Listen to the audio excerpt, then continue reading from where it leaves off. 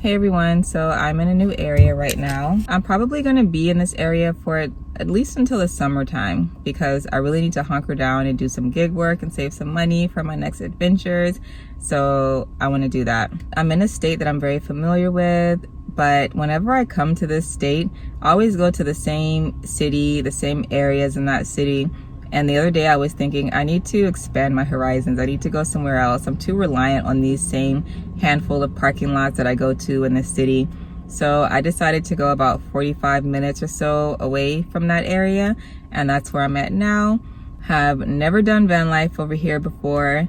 It's a lot quieter, which I like. But I also wanted to share my process of how I find parking places in the city and camping places when I'm out in nature, because that is a question I have received quite often. And I also wanted to talk about in general just doing van life on the East Coast, because so many van lifers have just sworn off the East Coast even without trying it. They're like, no way, I've heard too much about it, I've looked up camping places, there's no BLM land, this and that. And I get it. I've been doing van life on the East Coast since I started living in my Buick in 2019. So I definitely know it's possible, but I get that it's not easy because there's way more BLM land and national parks and just way more options on the West Coast than there are on the East Coast. I really don't have many tips for van life on the East Coast. I have one main tip, and it's really the only tip that I have. In order to successfully do van life on the East Coast without frustrating yourself every single day, is to be open. A lot of us, when we travel, we like to have specific places we want to go. We want to go to this state, this specific city in that state. We want to see this specific national park or this specific waterfall or this specific hiking trail. And you can probably be very specific when you're traveling on the West Coast. But when you're doing van life on the East Coast and you're trying to do it for free, you can't be that specific. You have to release all of that and be a lot more open to whatever the East Coast has to offer. That is my number one tip for surviving van life on the East Coast for free. Now, if you're open to paying for camp spots, you should definitely come over here because it's beautiful. There's trees, green grass, like waterfalls, just so many things on the East Coast. But if you want to camp for free, I get your hesitation. And that's why I'm sharing my tip with you. Come over here, but be open. Do not start researching specific places and then become really attached to those places. Oh, I want to see this waterfall. And then when you start looking at campgrounds around that waterfall, you see that they're all $25 a night and you get irritated and you're like, oh, forget the East Coast, it's too expensive. That's where people go wrong. After leaving Minnesota, when I decided I wanted to go to the East Coast, I knew I wanted to go to New Hampshire, Vermont, and New York for sure. But after that, I left it open. I didn't look at specific cities. I didn't look at specific places to go. I didn't want to get attached to any place and then be disappointed because I couldn't find free camping there. Because I only do free camping. You know, unless it's an emergency and I just really need somewhere to stay for a night, then I will pay for a night to stay somewhere. But mostly, I only do free camping. So far during van life, I have only camped for free. And I've gone to some really beautiful places, you know. I've been to Georgia, Tennessee, Kentucky, Illinois. Is Illinois East Coast? I don't know what that's considered. New Hampshire, Vermont, New York, Virginia, North Carolina. I've just been to so many beautiful places and I've seen some beautiful camp spots. New York, the camp spot in New York was just spectacular. The campsite that I just went to that had those two annoying guys who were all up on my campsite, that campsite was gorgeous. That river was beautiful. There's just a lot of places I feel like people are missing out on because they think that it's impossible to do van life on the East Coast. Once I knew what state I wanted to go to, I went on my apps and I found the free camp spots, and wherever the free campgrounds were, that's where I went. Plain and simple. I was just open to whatever was free. And I also think that's kind of a fun, adventurous way to live. I'm at a point in my life right now where I don't want to plan so much. I've always been a planner, like a deep planner, planning years and years and years in advance. And I still do plan. I don't think that part of me could ever not exist. But I don't plan as deeply as I used to. I do just enough to make sure I know where I'm trying to go, and then I let life take me the rest of the way. And it's been really cool. That's my mindset when I'm camping on the East Coast. Someone asked me how I plan my trips. And I'll give you an example. I plan to go to the West Coast eventually. And I know the first thing I do is figure out where I want my final destination to be. So I know I want my final destination to be the Pacific Northwest. Then I will go onto Google Maps and I will route from where I'm at to where I want to go. Typically, Google Maps will give me about 2 to 3 routes. I will pick the route that goes through the states that I want to visit.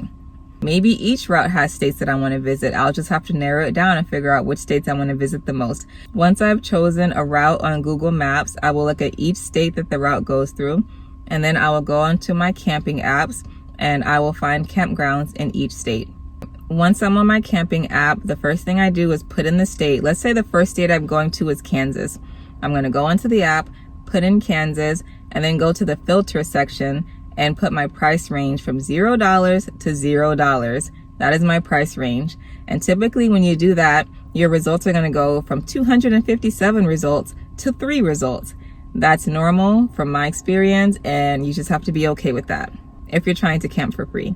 I will go through each of them, read reviews, look at the photos, and then once I find 1 or 2 that I like the most, I'll go on YouTube and I'll YouTube the campground, and I will hope that someone recorded their experience on the campground. There are some great humans in this world who literally just make videos driving around campgrounds and showing you every single campsite on the campground. Bless those people. They're beautiful humans. I always try to like their video, leave a comment, give them some support, because that is such a kind thing to do. Or I just look for videos of people who stayed at the campground and maybe they only show their campsite and what's around their campsite, and that's still very helpful. This works out half the time. Half the time there are YouTube videos of the campground. Half the time there are not. So I always try though. So after going on the app, reading reviews, looking at photos, looking at YouTube videos, I will narrow down which campground I want to go to in that state. If there are 2 campgrounds that I like and they're not too far off the Google Map route, I'll go to both campgrounds. Like, why not, you know? So once I've decided which campground I like, I have my little notes app. I write it down in my notes app, and then I go to the next state. You know, if the next state, whatever state is after Kansas on that route, I would go through the same process. And I like to do it for each state that I'm going to go to, or at least half of the states, depending on how far the end destination is. I will do that for every single state before I even leave, or I'll at least do it for like halfway through. And then once I get to the halfway point, I'll go ahead and do that for the rest of the trip, if that makes sense. And that's it. Very simple. Yeah, very simple. Whenever I'm in the city and I'm looking for places to park in a city, it's even easier to find the place that I'm in right now. I just went on iOverlander. For me, iOverlander has more options for city places to park. So I used iOverlander to find this area. And all I did was just type in the state that I'm in. I went to the area that I was considering going, zoomed out, and looked at all the options. They had Walmarts, Cracker Barrels, Cabela's. I read the reviews for each option, and then I chose one. The place that I'm at right now is not where I'm going to be parking at overnight. This is actually a park that's near the area that I'm going to be parking. And that's something I've started doing as well. I started looking for parks that are near the area that I'm going to be parking at overnight. And yeah, I'm at a park right now. I might actually go walk on one of the trails when I finish recording this. I just like to sit at a park sometimes during the day because it's a lot less busy than sitting at a Walmart parking lot all day or sitting at a Planet Fitness parking lot all day. It's a lot more calm and quiet at a park. I did not find this park on a camping app. I found it on Google Maps. Just go onto Google Maps, type in parks near me, and you will see all the parks near you. Read the reviews, look at the photos, and I like to come during the daytime to see if I like it. And that's what I did, and now I'm here. I think that's everything that I do when I'm looking for camp spots. And for some of you, I hope I helped you know that van life on the East Coast isn't impossible, but it is a lot more difficult than the West Coast. I have not done van life on the West Coast yet, but I know that there's a lot of BLM land out there. I can see why it's a lot easier. So even though I haven't done van life out there yet, I get why everyone says it's harder on the East Coast, and I agree. It's definitely harder on the East Coast, but it's not impossible. I've been doing it on the East Coast ever since September 2019 when I moved into my car. And if you just remain a little bit more open-minded to where you're going to park at, it's possible. Another thing I've heard people say about East Coast van life is just that in general, it's harsher for van lifers. A lot of people, police officers, security guards, are harsher towards us than on the West Coast. And from my experience, that's not how it is over here. I've been living in vehicles for around 4 years now, and I've gotten the knock twice, which I think is great. And some people might say, well, I've done van life for 5 years on the West Coast and haven't gotten the knock once. Well, that's great, but that doesn't mean that 2 knocks in 4 years is bad. That's not bad. 2 knocks in 4 years, like staying in my car almost every night for nearly 4 years and having 2 security officers and having 2 security guards bother me, that's not bad. And neither of the security guards were mean or anything like that. So for me, 2 knocks and 4 years is not very bad at all. So from my experience, we're not treated much more harshly on the East Coast at all. But I do hear people saying that. So maybe other people have different experiences than what I've had.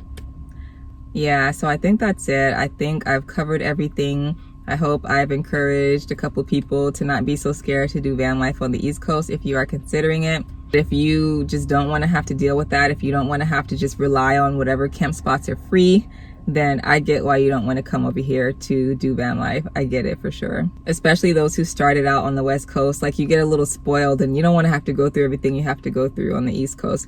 I feel like once I go on the West Coast, I might get spoiled too. And then when I come back East, I'm going to be like, screw this. I'm going back West.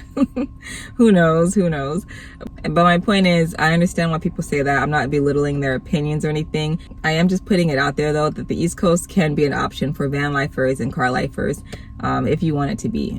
You just gotta follow that one rule and just be open and go wherever the free campsites take you. And yeah, you might find some cool places doing that.